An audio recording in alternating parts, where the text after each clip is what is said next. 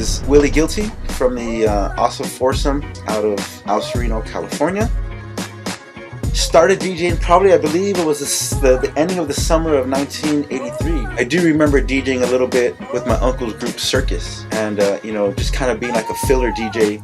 I mean, I'm 12, 13 years old and shit. I couldn't do much more. There was Huey Louie, there was John Guzman from Face to Face, there was Mondo Tavares from Theo Vaness, there was Robert Hernandez from Magnum.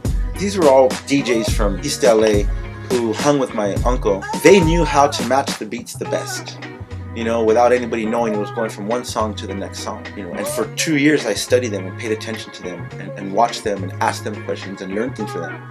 And at 13 years old, I was already doing what they were doing and coming up with some stuff on my own. And I don't know what it is, but I've always been blamed for everything in the family.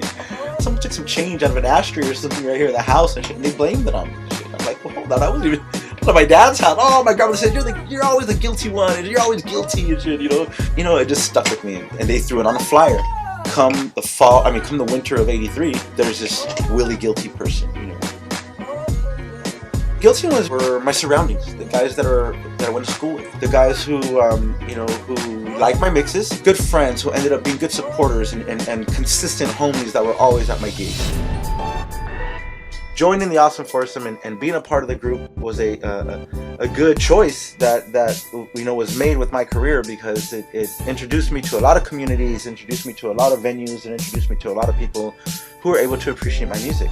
You know, Joseph and Danny and Mark were already, you know, in the tornado that was this backyard boogie, you know, and, you know, they said, let's go. All the positive things with the Awesome Foursome were fucking incredible. You know what I'm saying? Like, you know, the people that I met, the sound systems that I fucking rocked, and the thousands of people that I was able to, you know, contribute to their lives, forget it, man. I can't, there's no way to pay them back.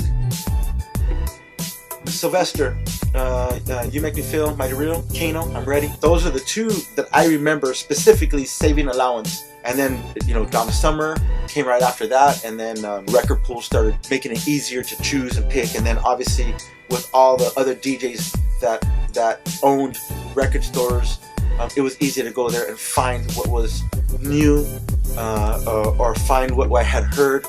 But it was basically those, you know, three that I remember. You Make Me Feel Mighty Real, Dance Disco Heat, and I'm Ready, Kano. Fast Lane Records in the old days, Expose Records in the old days, obviously Cut Above. The money that I would make would literally spending a lot on record pools. Fuck, who are you kidding, bro? I played at every club that ever opened. From the time they opened it, that was in this era and this genre, I played at all of them. Everyone. When the promoter opened it, we either premiered there. There was always the beginning of the club, the middle of the club, and the ending of the club live. Somewhere within that three, we came in, and I, on behalf of them, because I was always working with DJ and shit for the Foursome, every club, you know, I remember playing at, you know, which was all of them. If you look at all the flyers, I remember them, and there were so many to name, because they took casinos, they took halls, they took Legion centers, they took theaters, they took fucking hotels, motels, you name it, bro. Restaurants, dewdrops-ins, you know, fucking anything they took and they made it a club. They branded it a club and it became a club. I don't know, it's hard to explain, but like I felt like when our parties were going on, like the world had peace. And I felt like when our parties were going on, like everybody who was there and everybody who remembered had peace.